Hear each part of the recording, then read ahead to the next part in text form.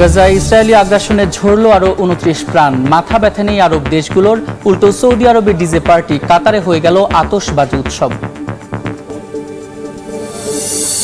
যুক্তরাষ্ট্রের সঙ্গে পরমাণু আলোচনার আগেই জাতিসংঘ পর্যবেক্ষকদের বহিষ্কারের হুমকি তেহরানের। কোনো ষড়যন্ত্রই দমাতে পারবে না হুঁশিয়ারি ইরানি প্রেসিডেন্টের। যুক্তরাষ্ট্র ও চীন পাল্টাপাল্টি শুল্ক আরোপে টালমাটাল বিশ্ববাজার। বাণিজ্য যুদ্ধ থামাতে চুক্তিতে আগ্রহী ট্রাম্প। আলোচনার দরজা খোলা থাকলেও লড়াই চলবে বলছে বেইজিং।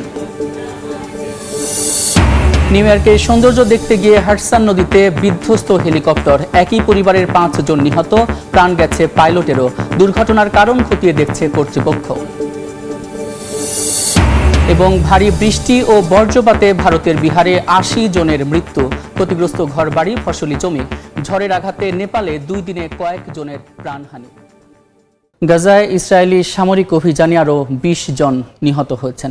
ধ্বংসস্তূপে চাপা পড়ে রয়েছেন আরও অনেকে। তীব্র মানবিক সংকটের মাঝেও যুদ্ধ থামাতে নেই কোনো ইঙ্গিত। তবে মার্কিন প্রেসিডেন্ট ডোনাল্ড ট্রাম্প জানিয়েছেন গাজায় বন্দীদের মুক্তি দিয়ে আলোচনা এগোচ্ছে। এদিকে ১০ ফিলিস্তিনিকে মুক্তি দিয়েছে ইসরায়েল। এছাড়া ১৩ বছর বয়সে আটক হওয়া আহমেদ মানাসরাকে প্রায় ১০ বছর পর ছেড়ে দেওয়া হয়েছে। গাজা সিটির সুজাইয়া এলাকায় ইসরায়েলের একাধিক বিমান হামলায় ব্যাপক ধ্বংসযজ্ঞ তৈরি হয়েছে। প্রাণ হারিয়েছেন বেশ কয়েকজন। ধসে পড়া ভবনের নিচে চাপা পড়ে এখনো নিখোঁজ অনেকে। ঝুঁকি নিয়ে উদ্ধার কাজ চালিয়ে যাচ্ছেন উদ্ধারকর্মীরা।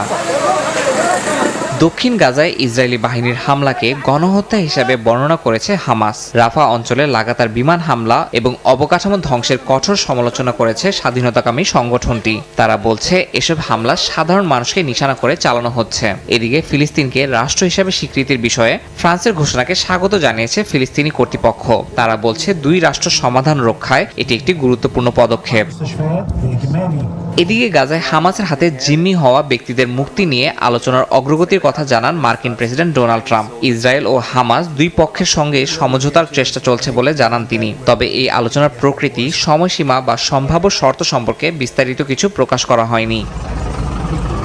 চলমান অস্থিরতার মধ্যে নেতানিয়াহু বাহিনীর হাতে আটক হওয়া গাজার ১০ ফিলিস্তিনিকে মুক্তি দিয়েছে ইসরায়েল। গাজার কেন্দ্রীয় শহর দেইর আল বালার একটি হাসপাতালে তাদের পরিবারের কাছে হস্তান্তর করা হয়। মুক্তিপ্রাপ্তদের অভিযোগ, বন্দিদশায় তাদের প্রায় প্রতিদিনই নির্যাতন করা হয়। অন্যদিকে মাত্র ১৩ বছর বয়সে আটক হওয়া আহমেদ মানসারকে প্রায় ১০ বছর পর মুক্তি দিয়েছে ইসরায়েল। তাকে ২০১৫ সালে ছুরি হামলার জন্য দোষী সাব্যস্ত করা হয়। বন্দিদশার পুরো সময় জুড়েই তার মানসিক অবস্থা নিয়ে উদ্বেগ প্রকাশ করে এসেছিল মানবাধিকার সংস্থাগুলো। এদিকে চিকিৎসা সংকটে থাকা গাজার ১৮ রোগীকে ইউরোপের বিভিন্ন দেশে সরিয়ে নিয়েছে বিশ্ব স্বাস্থ্য সংস্থা।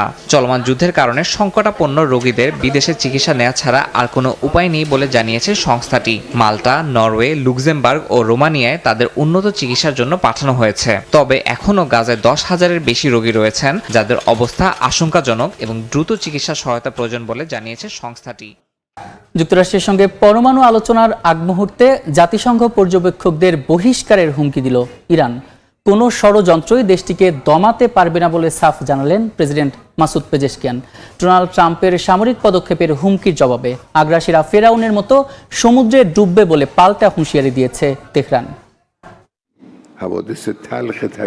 যুক্তরাষ্ট্র ও ইরানের মধ্যে পারমাণবিক কর্মসূচি নিয়ে আলোচনার ঠিক আগে উত্তেজনার পারদ বাড়ছেই। স্থানীয় সময় বৃহস্পতিবার ইরানের সর্বোচ্চ ধর্মীয় নেতা আয়াতুল্লাহ আলী খামেনির উপদেষ্টা রিয়ার অ্যাডমিরাল আলী শামখানি হুঁশিয়ারি দিয়ে বলেন, বিদেশি হুমকি অব্যাহত থাকলে জাতিসংঘের পরমাণু পর্যবেক্ষক সংস্থা IAEA এর সঙ্গে সহযোগিতা বন্ধ করে পর্যবেক্ষকদের বহিষ্কার করা হতে পারে।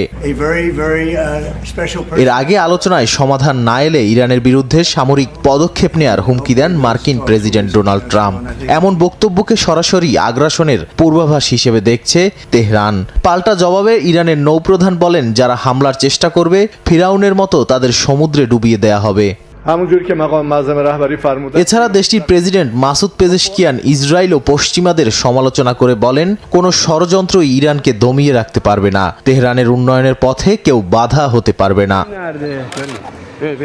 তেহরান শুরু থেকেই বলে আসছে তারা পরমাণু অস্ত্র তৈরির চেষ্টা করছে না। তবুও ওয়াশিংটন একের পর এক নিষেধাজ্ঞা আরোপ করছে। এবার তাদের কূটনীতির টেবিলে বসানো হলেও চারপাশে বাজছে যুদ্ধের দামামা। আলোচনা শান্তির দিকে যাবে নাকি সংঘাতের দিকে তা ওমানেই নির্ধারণ হতে পারে বলে মনে করছেন বিশ্লেষকরা। গাজায় ইসরায়েলি বর্বরতায় আরব দেশগুলোর ভূমিকা নিয়ে সমালোচনার মধ্যেই সৌদি আরবে আয়োজন করা হয়েছে ডিজে পার্টির। পবিত্র মদিনা শহরের খুব কাছেই এই আয়োজন করা হয়, যা নিয়ে ক্ষোভ প্রকাশ করেছেন নেটিজেনরা। এর আগে চলতি মাসেই আতশবাজির উৎসব হয় কাতারেও।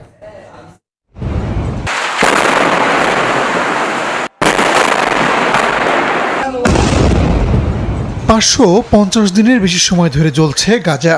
আগুন, রক্ত, ধ্বংসের বিভীষিকায় রূপ নিয়েছে অবরুদ্ধ উপত্যকাটি। দখলদার ইসরায়েলি বাহিনীর বোমার আঘাতে প্রতিদিনই ঝরছে নিরীহ ফিলিস্তিনির প্রাণ। ধ্বংসস্তূপে প্রিয়জনদের মরদেহ হন্য হয়ে খুঁজে চলেছেন অনেকে। স্বজন হারানোর আর্তনাদে ভারী হয়ে উঠেছে আকাশ।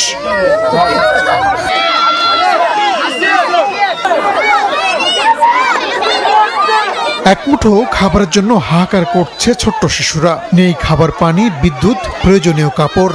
চিকিৎসা নেওয়ার জন্য যেই হাসপাতাল প্রয়োজন তাও গুড়িয়ে দিয়েছে নেতানিয়াহু সেনারা। বোমার আঘাতে ধ্বংস করা হয়েছে উপত্যকাটির মসজিদগুলো।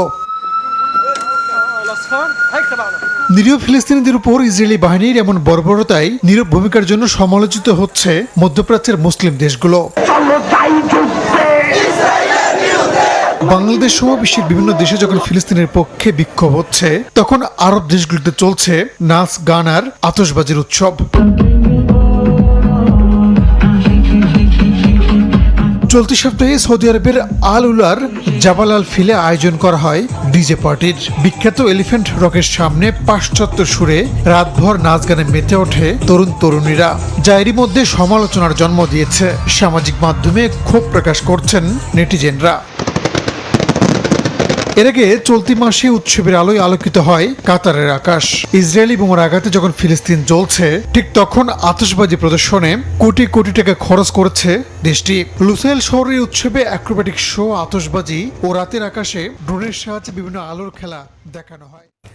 মন থেকেই বাংলাদেশ সহ বিশ্বের 75টির বেশি দেশের জন্য 90 দিন শুল্ক স্থগিতের ঘোষণা দেওয়া হয়েছে বলে দাবি মার্কিন প্রেসিডেন্ট ডোনাল্ড ট্রাম্পের।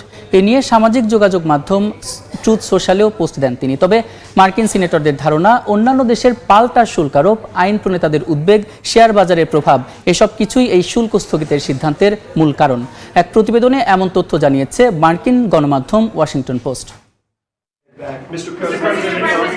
বেশ কয়েকদিন ধরেই বিভিন্ন গণমাধ্যমের শিরোনামে জায়গা পেয়েছে মার্কিন প্রেসিডেন্ট ডোনাল্ড ট্রাম্পের শুল্ক আরোপ ইস্যু। এরপর হঠাৎ করে 9 এপ্রিল বাংলাদেশ সহ বিশ্বের 75টি দেশে 90 দিনের জন্য শুল্ক স্থগিতের ঘোষণা দেন তিনি। চীনের সঙ্গে বাণিজ্য যুদ্ধ আরও উত্তপ্ত করে তুললেও অন্যান্য দেশের জন্য স্বস্তির বার্তা নিয়ে আসে ওই ঘোষণা। এমন আকস্মিক পরিবর্তনে পুঁজিবাজারের সূচকেও বড় ধরনের উত্থান ঘটে।